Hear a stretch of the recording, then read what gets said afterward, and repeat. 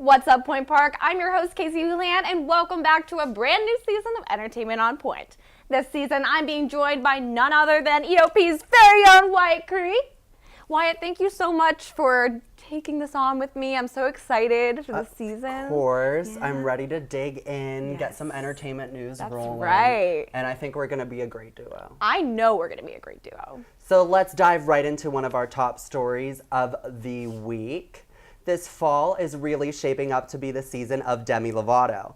The singer's hit Sorry Not Sorry keeps climbing the Billboard Hot 100, reaching a new peak of number 13 this week. The single is just a taste of what Lovato has to offer on her new album, Tell Me You Love Me, which is to debut on September 29th.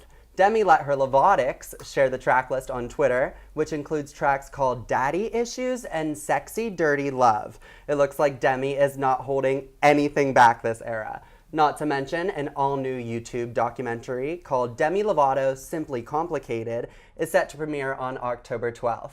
Entertainment Weekly reports that the special will, quote, chronicle the making of the album as well as Demi's activism and philanthropy outside of her music career.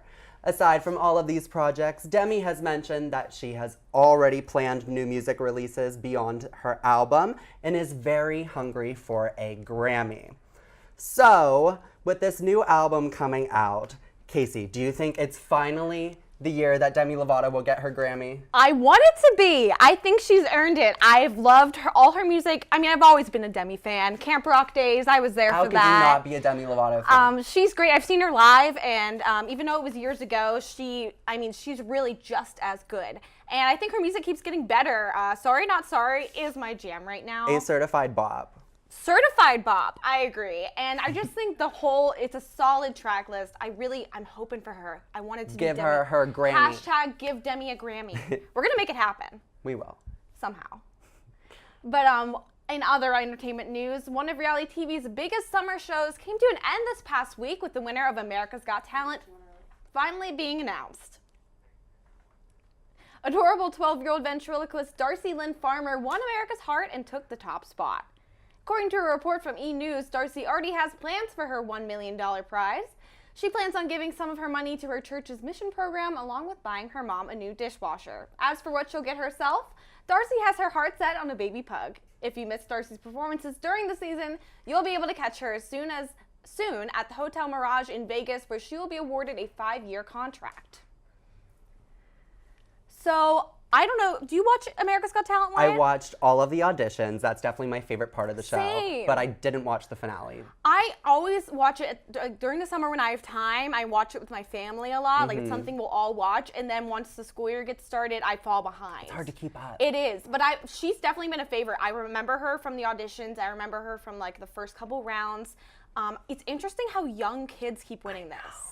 She's so cute, though. Like, I don't blame America for wanting to vote. No. Like, I wish I had a puppet. Like, I could be an Avenue Q already. Right? She's perfect. The thing is with her is, like, she makes them sing, but her mouth doesn't move because she's a ventriloquist. So and she's so young. How old is she? She's 12. And it's one thing to make them, like, talk, but to make them sing and have it sound good, that's a whole nother level. So I think she really deserved it. I completely agree. Yeah, so we'll see where she goes from here. Well, speaking of other competition shows, American Idol is coming back, and the audition tour bus recently made a pit stop in Pittsburgh. My own co-host, Casey, got to go check out all of the action. Check it out. Right behind me is the famous American Idol tour bus, which is stopped in Pittsburgh today to find the next big star. A bit of Hollywood came to Bakery Square when the famous American Idol tour bus made its audition stop in Pittsburgh. Pittsburgh has always been amazing for us. You know, we've found some amazing voices in town in the past. We like to go to cities that really are rich in music history, and so Pittsburgh just fit the bill. Aspiring musicians came from all over to chase their dreams. It's been a lifelong dream since I was little. Me and my mom would watch American Idol, so I finally turned 16 and realized that the age limit was 15, so I came to try out. Hopeful contestants, along with their supporters, had to brave a series of tents with different judges before advancing to the winner's circle, where they would have the chance to audition on camera. While anxiously awaiting for their turn in the limelight, fellow musicians band together in their passion for performing.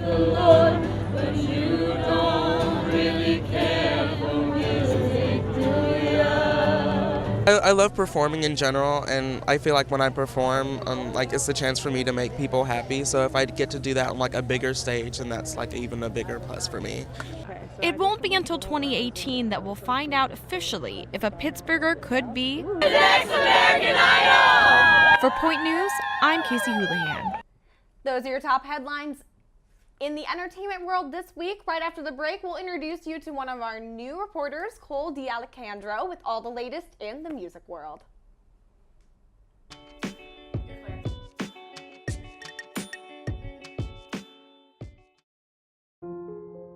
I shouldn't have to pay to walk down the street. Pay with my comfort, my freedom, my peace.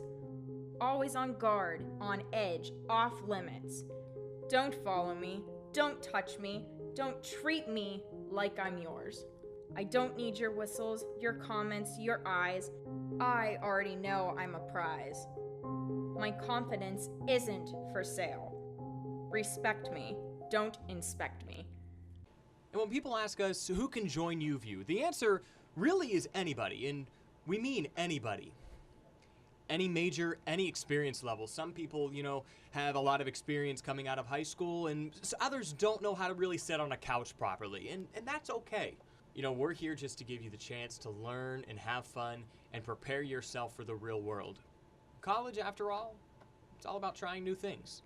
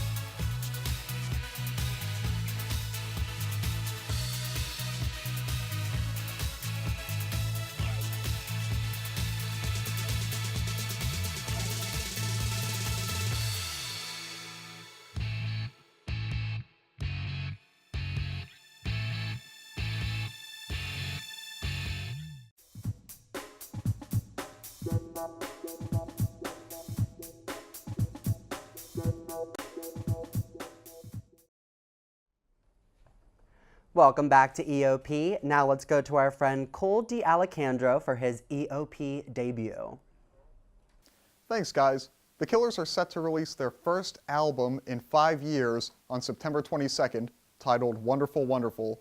The lead single from the album, The Man, reached #1 on the Billboard's U.S. Adult Alternative Songs chart, marking the first time the band reached the top 10 of the chart in 10 years. The Killers are currently on tour supporting the album. Speaking of tours, Ariana Grande's Dangerous Woman World Tour recently concluded with a final performance on September 21st at Hong Kong's Asia World Arena. The tour was made up of 77 shows in 5 regions. Following the show, Grande tweeted out a black and white photo of herself with the caption, quote, "Thank you, Dangerous Woman Tour," end quote. Those are the top stories for this week in the music world. Now let's throw it over to Sarah Gibson for her EOP debut with the latest news from the box office. Thanks, Cole. Let's take a look at the top spots in the box office this week. Up first, we have the 2017 film adaptation of Stephen King's 1986 novel It, still going strong in the #1 spot. It's only been out for 2 weeks, and it's already grossed over $218 million, according to Rotten Tomatoes. In the second spot is American Assassin, directed by Michael Custa and starring Dylan O'Brien and Michael Keaton. American Assassin follows a Black Ops recruit hungry for vengeance after the death of his fiancée. While it does take the #2 spot in the box office this week, the reviews from critics so far have been less than promising. Soren Anderson, a critic with the Seattle Times, called it, quote, "a tautly paced and a satisfying ride as such things go, but there isn't a smidgen of originality in it," end quote. Ouch. And the spot for third is Mother, a film directed by Darren Aronofsky and starring Jennifer Lawrence as the mother of a family whose relationship is tested when uninvited guests arrive at their home. Mother has received incredibly varied criticism so far, with critics giving it a 68% on Rotten Tomatoes and audiences giving it a 43%. Despite the majority of critics' reviews being positive, The fact that audiences didn't like it definitely shows, since it's only grossed $7 million so far since it's released. Well, that's what's up this week in movies. Let's take a look at what's hot on the small screen. Here's Marley Pinchok with your latest television news. Thanks, Sarah. For all of you reality TV show enthusiasts, now is prime time to keep up with all the heated drama and juicy gossip from none other than the fabulous Kardashian family. Continuing to dominate pop culture, Keeping Up with the Kardashians is returning to E! For their 10th anniversary special on September 24th at 9 p.m. According to a report from Zoe Media Group, this 90-minute episode, hosted by Ryan Seacrest, will take us on a little trip down memory lane and reflect on the memorable memories over the years. In other reality show news, Instagram, Snapchat, and makeup queen Kylie Jenner established her own TV show, Life of Kylie, to showcase her own life behind the cameras. The first episode intended to prove relations between Kylie and viewers, but unfortunately failed to do so. Although the show received viewing ratings that were acceptable to E! standards, fans, including Perez Hilton, agree that Life of Kylie is a flop. Lauren Hoffman from Cosmopolitan says, quote, "I realize I don't relate to Kylie Jenner because she simply isn't relatable," end quote. Unwilling to dive deeper in Kylie's personal life causes the episodes to remain unenticing for viewers. Speaking of shows coming to an end, hit reality and game show Big Brother announces Josh Martinez as the winner of season 19, winning the grand total prize of $500,000. Fans of the show were surprised with the result due to the runner-up for the second year in a row, Paul Abrahamian, being the leader of the group throughout the entirety of the season. His skillful tactics led viewers to believe that he was guaranteed the win, but in the end, Martinez did come out on top. That's all I have for the small screen. I'm Marley Pinchok, and let's throw it back to the couch. Thanks, Marley. We're going to take a quick break, but coming up is the return of Fashion Riot. And this time we're talking what looks were hot or not from this year's Emmys.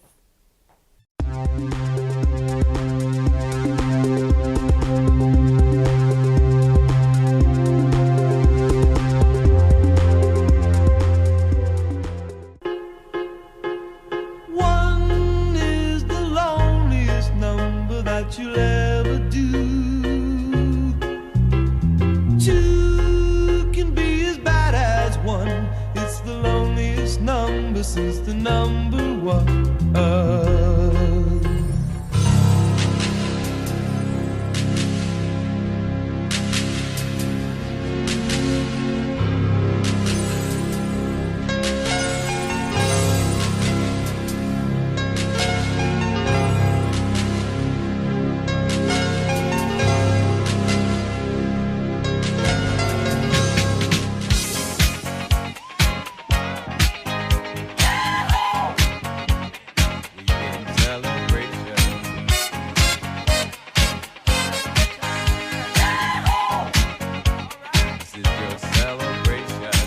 Mirror, mirror on the wall.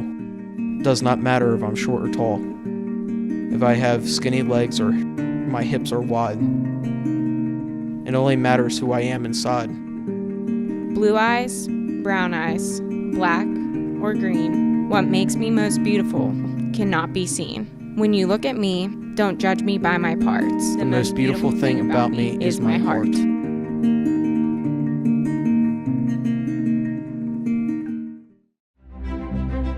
Good evening and welcome to Newsnight. I'm Josh Krupp alongside Jess Paterchak. Take a look at the 5-day forecast. You might have already burned your bracket, ripped it up, or put it through a paper shredder by now. British Prime Minister Theresa May officially triggered Article 50 on Tuesday. The World Baseball Classic has concluded with Team USA winning its first title in 4 WBC tournaments. And that is your news tonight. With Royce Jones, I'm Danis Marrero. Have a great night.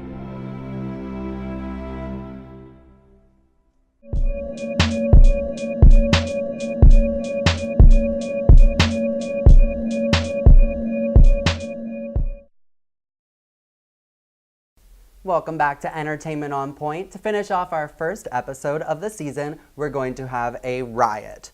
A fashion riot, that is. Tonight, Casey and I are joined by Colleen O'Neill. Welcome to Fashion Riot. Welcome to EOP. Are you excited? I am so excited. Thank you for having me. Of course. And this is Casey's first Fashion Riot with me as well. I just had to get in on the action. I was watching the Emmys, and I was looking at the red carpet looks, and I texted Wyatt. I was like, I really want to be on this one. Yes. So we made it work. So as Casey mentioned, the Emmy Awards red carpet left us gagging at all the incredible fashions, but of course there were some clear trends. So I've decided to put some leading ladies up against each other with similar looks. Up first, we have two winners of the evening. Elizabeth Moss from The Handmaid's Tale is wearing Prabi Gurung, and Nicole Kidman of Big Little Lies is in Calvin Klein. Yes. So what do we think of these ladies in their T-length dresses? This was a trend on the carpet. As soon as I saw, yes, the T-length. I was trying to think what the word was for that because of the way it cuts off. Nicole Kidman, as soon as I saw her, I loved it. I kind of wanted it to be a slim fit though. I know how you mean. I think she looks a little big. She's so tiny. I know. And it kind of looks heavy on her. And the skirt just looks, it looks heavy, it looks weird. To me, it was just kind of like costumey. From for the top though, I love, like she looks fabulous. I just wasn't in love with the way her skirt was looking. Completely. I love Nicole Kidman's look. I really do. I think the red color was a bold statement. She looked so classy. Yes. And I do like the way that it was A-line. And compared to Elizabeth, I mean, she kind of went for a more neutral color, which, was fine. But I think, it's better to make a statement for this kind of event, which Nicole Kidman definitely did. Especially when they're both nominated and they were both winners that night. I think Nicole Kidman, in this case, looks like the winner, and Elizabeth Moss looks like her third runner-up. It's true. Her alternate. It's because, the dress itself isn't bad, but it's not special. It's like something bridesmaid. The assistant. Yes. Okay, her assistant should be wearing that, not her. When both of them would walk into a room, which one would you notice first? Right. Nicole Kidman. Yeah, absolutely. So we're all in agreement. Yes. And for our other Fashion Riot mashup, we have Black-ish's Tracee Ellis Ross wearing couture Chanel, and American Crime and Horror Stories Sarah Paulson and Carolina Herrera. Now these are two of my favorite ladies in the industry. Yes. Absolutely. They're wearing silver. Metallics, of course, as always, were a big trend on the carpet. What do we think? You want to go first? I have some thoughts. I have some strong opinions I don't know. as well. Okay, well, Tracee kind of looks a little bit like a feather duster. That's the first thing I thought whenever I saw the picture. I wanted the best for her, but even Sarah Paulson, I love her. She was amazing in American Crime Story and American Horror Story in all of the seasons. I think she kind of looked like the Tin Man, but when you compare the two outfits, I would say Sarah Paulson, just because I wasn't really feeling the feathery. I know. I'm not really in love with this look. It reminds me so much of Katy Perry's Grammy look. Yes. She was in Tom Ford, yes. but in gold. That doesn't look like couture Chanel to me. That looks like a Tom Ford ripoff. Yes, it does. Oh, it does. I called her Featherbutt, actually, is what I called her when she was on the red carpet, because I was like, I didn't get it, because the dress itself was okay until it got to the bottom, and I hated that. And so the deal with, what's wrong? Oh, okay. So Sarah Paulson, though, I don't like the material that it's made of. It looks like a costume that kind of you have for dance when you're little. It's just kind of real cheap looking. She was talking about how much she loved it, and I was like, why do you love it? But I agree with Colleen that if I had to choose, I'd probably still choose Sarah Paulson because she's rocking it, even though I hate it. I pretty much hate everything about it. I know, I hate both looks. I can't pick a winner. You guys seem to be choosing Sarah Paulson, but I cannot give anyone a win in this mashup. If there were feathers on at the bottom of Sarah Paulson's dress, I would agree with you that I could not pick a winner. But the feathers kill it for you. Since she decided that to not put any feathers there, Sarah Paulson is the winner for me. Give her a pass. Right. Yeah, exactly. Well, that's all the time we have for Fashion Riot this week. Thank you so much, Colleen, for joining us. This was so fun. Oh, thank you. You're welcome back anytime. Oh, I definitely will be here. And that also concludes our season premiere of Entertainment on Point. Thanks to our reporters Marley, Cole, and Sarah. Make sure to follow our show on social media at Entertainment on Point on Instagram and Twitter. Until we see you next, I'm Casey Houlihan. And I'm Wyatt Cree. Peace out, EO people. Bye, Bye guys.